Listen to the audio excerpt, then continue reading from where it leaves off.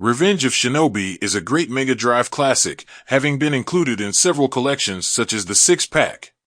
Considering that the RA set has achievements for both defeating bosses on the highest difficulty and for defeating them without using ninjutsu, I thought that some might benefit from the techniques I have been using in this game for years. So here we go, and welcome to the Revenge of Shinobi boss guide. Blue Lobster, the first boss. This boss is basically designed for players to make use of the 8-direction attack, which is undoubtedly the way to go for those playing with infinite shurikens. But since this is not allowed in the RA set, there are more economical ways to beat him. The strategy is to bait him into attacking you, then get out of his range and counterattack quickly.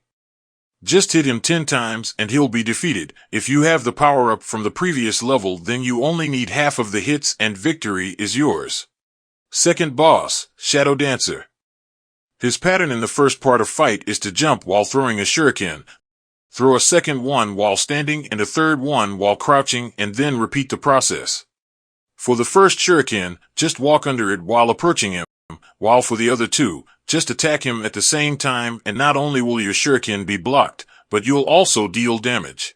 With each hit, one of the shadows is lost. After being hit 8 times and losing all shadows, he will start throwing 4 stars when he jumps. At this point you just need to throw shurikens even if he is off screen to stop him from moving and kill him without much difficulty. Third boss, Brain Computer. This boss is relatively simple. All you have to do is dodge the lasers and wait for his capsule to open to hit him when it is exposed.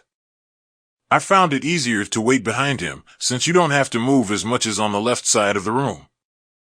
The quickest way is to hit him twice per cycle by jumping on the open capsule and hit him for a second time, but considering that the hardest mode is basically a 2-hit kill, sometimes it is better to be safe than sorry. Repeating the process about 15 times will destroy him. If you don't have much patience, the power-up is highly recommended for this one. Fourth boss, the Cyborg. The boss itself is one of the easiest in the game. As he lifts his car and engines, you can hit him up to twice safely, so just avoid his quick attack that he performs twice and repeat everything. By hitting him 12 to 13 times, he will show his true robotic form. Just keep your distance and he will explode after a few seconds.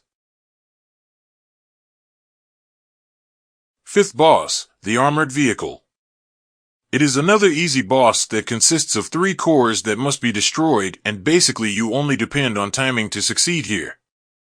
For the first 2, you just need to position yourself in the right place and hit them 10 times to destroy it safely. For the final core, you need to dodge the spark, which is the only thing that can do damage to you at this point, since the cannons have already been disabled. Another 10 hits are enough to defeat the boss for good. Sixth boss, Spider-Man and Batman, or just generic bosses depending on the version. Spider-Man can be defeated simply with shurikens thrown after a normal jump. Walk crouched between the spider webs to dodge them, and if you do it, will be easy to escape his Firefly attack.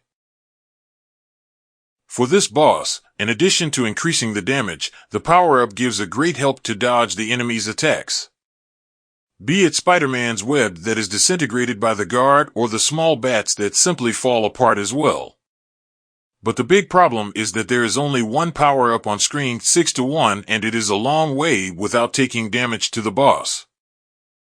After 8 hits, the second form or second boss appears. Just go to the corner of the screen and keep throwing shurikens until he dies. If you don't kill him fast enough, he will use a flying attack, but all you need to do is double jump when he comes from the left and crouch when he comes from the right. If you hit him 8 times, the mission is complete. Seventh boss, Godzilla or Brontosaurus. We're getting close to the end of the game, and this boss looks scary, but only until you learn his pattern. The easiest way to defeat him is to position yourself on the platform so you're out of range of his tail attack. Jump on the platform and wait for him to charge up his attack, then hit him and fall to the ground before he releases the fireball. Get back on the platform before he can hit you with his tail and repeat the process. If you don't have the power-up, it will be destroyed after 24 successful hits. Final boss. After the maze, on the last screen with the exit sign, there is a power-up hidden in the wall that can help you in the battle, but unfortunately you lose it if you die. So it's a one-shot attempt using the power-up.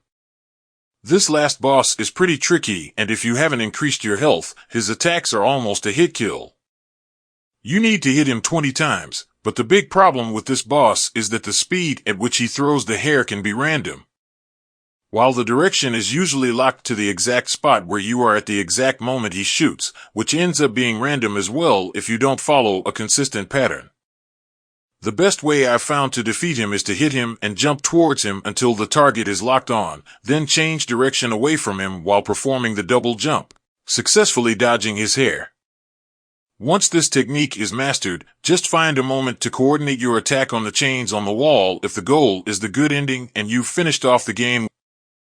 If you've managed to do this successfully, then congratulations. Defeating the bosses covers a good portion of the achievement set, leaving only other miscellaneous achievements and hidden item hunts, which if you didn't get on this boss playthrough, you should be able to get without too much trouble on a second playthrough. That's it for today. Have fun and happy retro achievements to you.